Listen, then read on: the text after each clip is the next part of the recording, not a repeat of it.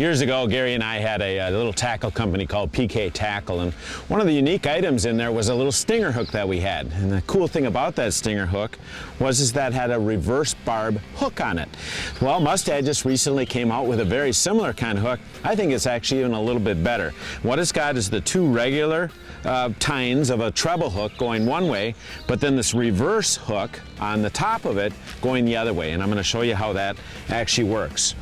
One of the places we'd obviously use that is for on a jig. A lot of times, especially if you're getting a lot of smaller fish or fish that are biting short, you want to get something where you've got a hook in the back of your minnow.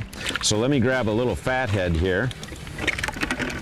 And what we do is we hook up our fathead just like always through the head, but then we take this stinger hook and we actually pull this hook down.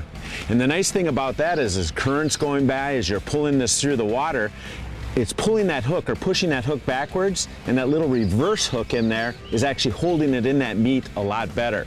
I will show you one thing that we do tie up is that you can take that same hook here and put one of these little clips on it, and that'll actually make it easy to hook up to any jig that you've got. You don't have to directly tie it.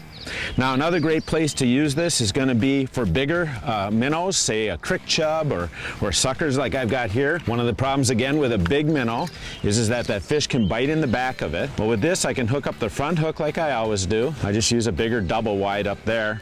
But then again, I tie this so that I've got a much longer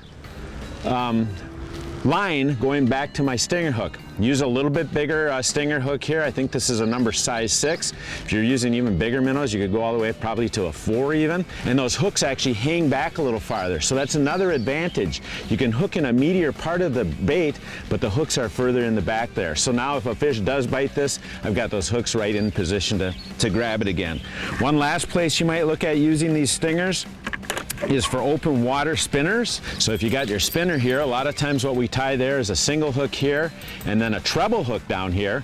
Same thing though, or with a crawler, you can actually hook it up right through the head like you always do, but then you can take and hook the second one right in the collar. It's going to keep that treble hook in the right position, ready to hook into that fish, so as soon as they bite, you're going to get them. So these new stingers are a great thing to look at using, whether you're using fatheads, whether you're using bigger minnows, or whether you're looking crawlers, so that you can get them lighter biters into the boat.